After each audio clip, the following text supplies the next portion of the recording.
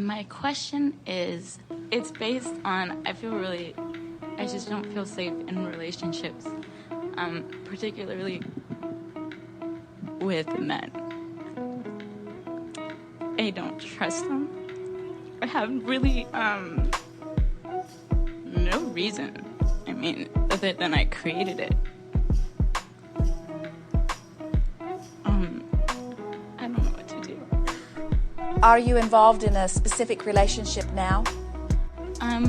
No, there was somebody in my past, but based on my dominant, feelings towards relationships, it was, of course, unable to work. So just talk to us, and don't try to guide this in any way that you think we would like to hear, but just for the sake of expressing so that you can feel and we all can hear more clearly what your dominant vibration is, and we already know it, but just talk a little bit about what relationships mean to you. What has your experience been? You can even talk about the last experience if you want to. Just sort of ramble about what experiences with men have been like for you. Okay. I've never really allowed anyone to get close to me. In my last relationship with this man, I didn't believe anything he said. I didn't believe that he cared about me or that he adored me. I really just saw it more for, I didn't trust that I was, I guess, worth loving, but at the same time, I saw myself as so much better that I turned around and justified it as if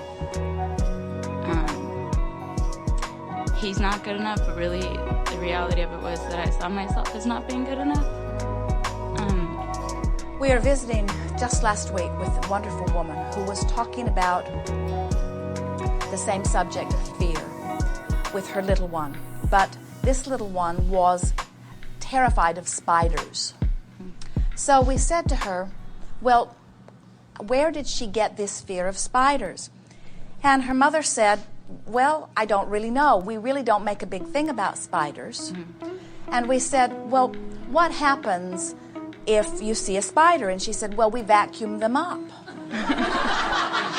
And so then we said, well, tell us a little bit about that. And as it unfolded, it turned out that whenever her husband is very unhappy with spiders, and whenever a spider is seen anywhere in the house, everything stops, someone goes and gets the vacuum, and the spider is terminated. In other words, and so we were explaining to her that without meaning to, or without really even knowing it, they had been conditioning their child to have an unnatural fear of spiders. We want to show you how easy it is to have picked up these unnatural feelings about yourself or about relationships with others that leave you in a place that feels bound. And we're going to show you how, with far less effort than you think, you can just sort of like peeling the layers of an onion, just leave a little bit of that aside, a little bit of that aside, until you're finally, in a very short time, where you want to be in terms of your vibration. And then, of course, the relationship that pleases you follows. Are you getting a sense of this idea of dominant vibration? Yes. It's a nice way to look at it, isn't it? Because you can feel. So let's take some subjects that feel a little bit off the subject of relationships and men for a little bit. Okay. And let's just feel around for the dominant vibration relative to some things. Sure. So talk to us about how you spend most of your day. I'm a student. I go to San Francisco State, so usually I'm in class during the day, or I work in retail. And in the evenings, I do martial arts. I'm a Muay Thai fighter, so I train 5 nights a week. As you are in the classroom, or even when you are in the library or when you are studying, what would you say your dominant vibration is relative to what you're learning? In other words, do you feel confident? I feel extremely confident. Now, when you are at work, what do you think your dominant vibration is? Are you confident again? Definitely. Now, talk to us about the martial arts training that you are doing every night? I love it, and I know I'm good at it, but I've also been told that it's dominant in terms of the way I've always lived my life in terms of being defensive. But I love it. I think it's fun. And what is the nature of it? In other words, it is an activity that puts you in a place of strength so that you could defend yourself if you need to? Yes. At the basis of all of that, we think Right. it is wonderful that you found something that you are enjoying so much. At the basis of this activity, or the reason for moving into it, do you think that your feeling is one of weakness and vulnerability? Or do you think it is one of being in charge of your own life and of strength? Now I see it as strength. When we feel you, apart from the relationship and apart from anyone else's scrutiny, we can feel a self-confidence within you. But when you talk about that relationship, it seems that someone else's opinion is activating something within you that's giving us a different reading. What do you think that's about? Was this person verbal about you? I mean, it was purely admiration. Nothing negative. So do you think that your feeling about not being good enough did not come from that person? Oh, yeah, without a doubt. Do you know where? Came from before? I think that it happened when I was in first grade. I skipped first grade. I went from kindergarten to second grade, and then they put me back into first grade to be with my age. And I think at that moment that I saw myself as not being good enough. Let's go back to this story of these wonderful parents and their little girl who was afraid of a spider. Because we want to help you to realize that you pick up your feeling about self, you pick up your association with life from situations like you were talking about in first grade. Mm-hmm. And the opinion that you discover, but that you continue to practice, sometimes you can bring with you for a very long time. And we can stand here today and say, well, that's irrational. Let it go, move on, be the woman that you are today, never mind the child that you were then. Mm-hmm. But when you say, something happened at that phase of my life, and without knowing it, I developed a vibration that I've been practicing it ever since, then we say, if you've been practicing it ever since, and it is now the dominant part of your vibration relative to the subject of relationships, well, now maybe it is something worth talking about just a little bit, or maybe it is worth addressing the subject of how you feel about you and practicing some other thoughts that are more dominant. And the reason that we are willing to go back and address an early issue is because we're wanting you to realize what a simple thing it was when it got started and what a simple thing that it could be to change it even now. It's just a dominant vibration. It's a more practiced thought. Sometimes people say to us, yes, but Abraham, I've thought it since I was in the first grade.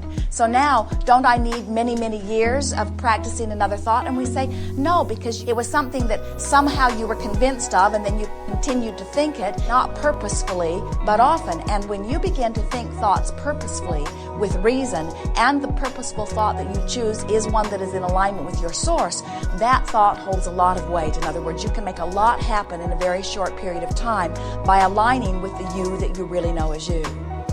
So let us go back to the little girl and the spider. So her mother initially said, we don't make a big deal out of spiders. And then she said that they vacuum them up when they find one. And then she said that her little girl would not sleep in her bed at night. She was afraid to go to sleep. And we said, well, think about it. She watches you all day long, and when a spider, which is frequent, they find 3 or 4 a day, the mother said.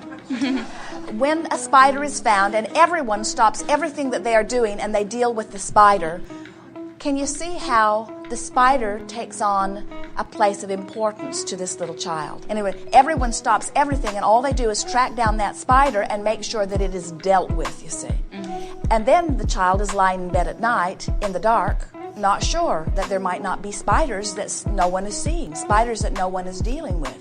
And her impression of the spider is that it is important enough that it is dealt with, so what if it's there and no one's dealing with it? In other words, we said to this woman that these are unnatural fears. In other words, the natural relationship that a child has with a spider is, oh look, there's a spider, or wouldn't you rather be outside? It was an opinion that did not serve her, that she learned from parents who did not even know they were teaching it to her. They are not comfortable with the spider, but they never stopped to think about how it was affecting the way she was viewing her relationship with her life.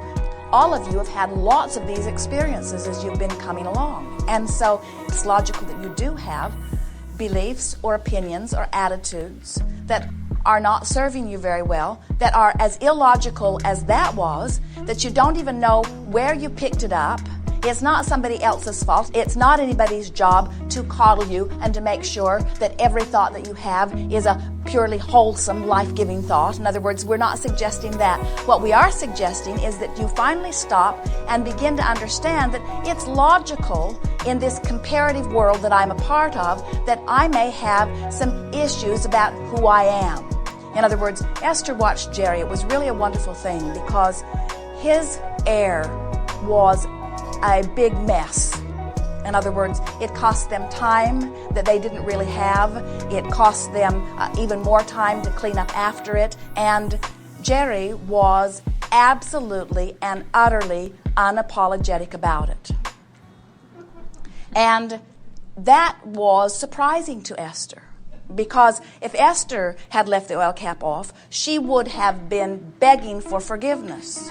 She would have been promising anything, even though Jerry would not have shown any upset about it, and Esther did not show much open upset about it. In other words, in this comparative world, how do you ever decide what is the most appropriate of all? And what we notice as you compare yourselves scholastically, intellectually, physically, religiously, politically, economically, sociologically, as you compare yourselves, this constant arena of comparison, very often a large number of you come up with the opinion that you are less than you should be or less than you want to be. And we think it is because you let some unnatural and unthinking and really well-meaning comparative person who is examining you set the tone for how you feel about you. And we would like to find a way of just sort of helping you to shake all of that off and to stand and look into the face of anything that you are looking at, whether it is society or a memory of a mother or of a friend or anyone, and just say, I really am perfectly all right the way I am. I'm not like that, and I'm not like that, and I'm not like that, and I'm not like that. I'm not like anything else that you've ever known. I am uniquely that which I am. We are wanting to help you to find a way of accepting once and for all the perfection of who you are. And we want so much for you to find this place where you really are so sure of who you are that anyone else's opinion of who you are does not matter at all. In other words, we want you to be able to leave the oil cap off, or to mess something up altogether, or to blow an exam, or to crash your car, or to do any other number of things that much of the world would say, well, that was certainly an inappropriate thing for you to do. And we want you to be able to stand proudly and say, hey, I did that, and it doesn't have any relationship to who I am. In other words, who I am is source energy physically embodied. Who I am is pure positive energy out here on the leading edge, sifting through all of this stuff for the new idea. Who I am is an eternal seeker of alignment with who I am. But I'm not going to let any outside standards or judgments confuse me about who I am. And we feel that that's what is at the basis of all of this for you. In other words, when you let somebody in really, really close, where they might really, really know, then you start worrying about what they really, really think. And we want you to reach, all of you, to reach the place where it just doesn't matter to you so much what anybody else thinks. It only matters to you how you feel. And when you reach that place, then you attract those people that agree with that. Does that make some sense to you? We do not believe that anyone could sit in a room like this, whether you're in the hot seat or not, and hear someone like Abraham, who knows the perfection of who you are, telling you how really good you are, how really wonderful you are, how really right you are.